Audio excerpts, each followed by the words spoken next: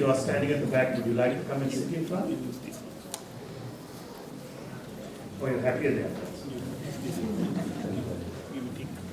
I go on. Good evening. On behalf of my colleagues, I'd like to welcome all of you to this evening's celebration. It normally would have been a celebration in every sense of the word, because this is the day on which that great philosopher, Lord Buddha, was born. This is the day on which he attained enlightenment, and this is the day that he also passed away, leaving behind profound teachings going back to over 2,600 years. But unfortunately, certain events that have overtaken our fellow Sri Lankans back in our beautiful country, embracing more than 500,000 whose lives have been turned on their heads with devastating consequences, makes us all to reflect not just on the realities of life, but also its uncertainties. Before I proceed, I have special words of gratitude to express to a number of people who have contributed to this remarkable evening. The Venerable Theros of the Canberra Buddhist Temple, for your presence, your continuing guidance and blessings to this mission and all our employees, and today your sermons on which you focused so effectively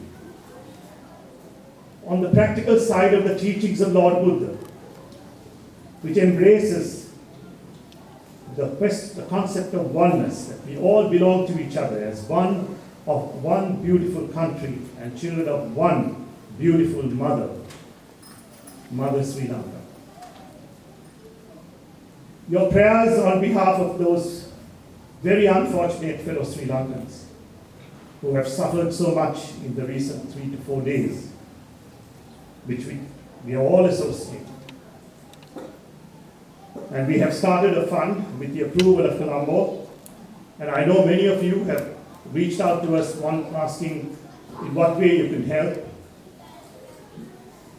And the request from Colombo is that it should be financial, for one good reason, that then they can use the resources to be able to purchase whatever they see as desperately needed on a program that they're following to try and put these terribly affected people and our brothers and sisters back on their feet. And that's going to be a very long haul job.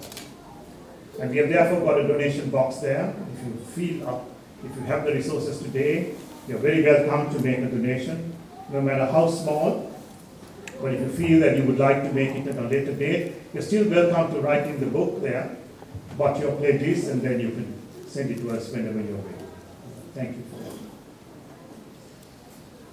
Some time ago, when I was a young boy, many years ago, and it's a very long time ago, I remember reading the lines, "I stopped crying for my new pair of shoes when I met a boy who had no feet." And that was the day I realized that there are two categories of people in this world: the fortunate ones and the unfortunate ones. And today, our prayers are with our fellow Sri Lankan citizens who have fallen into that unfortunate category. The landslides, the incessant rain, did not ask any one of them, are you Sinhala, Tamil, Muslim? Are you Hindu, Buddhist, or Islam? It just poured down on every Sri Lankan who was unfortunate to get into it. But the response has been overwhelming. Each and every one of you who I know feel that sense of compassion which Lord Buddha has so eloquently preached throughout his life on this earth. And you have asked us, and this is just a clear reflection of how compassionate and humane each and every one of us are.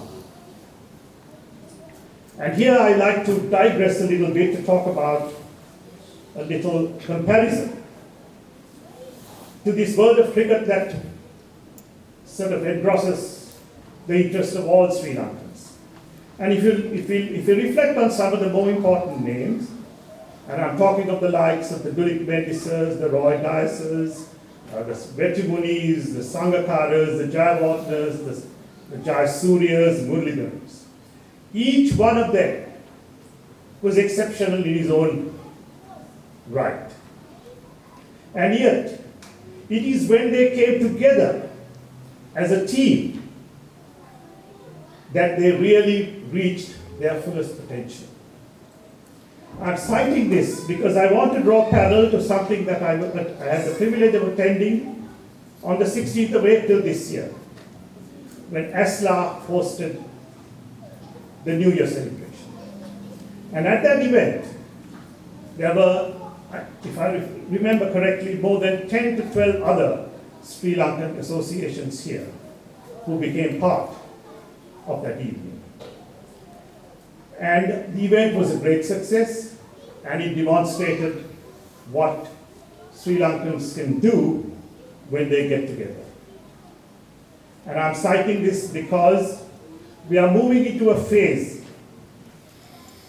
where I hope we can further that umbrella, as it were, and bring even more of the associations that are here, taking as an example the success of the team, the national cricket team, and tell ourselves perhaps on this beautiful day where we have the benefit of the profound teachings of a man who was regarded as the genius of the ancient world, and a world that at that time knew men as outstanding philosophers as Socrates and Confucius, that there could not be a finer tribute to his memory and his teachings than for us to get together and tell ourselves that perhaps this day forward we'll set our goals on an association, while each one of us independently will pursue whatever we like to do, that we'll bring it all under one umbrella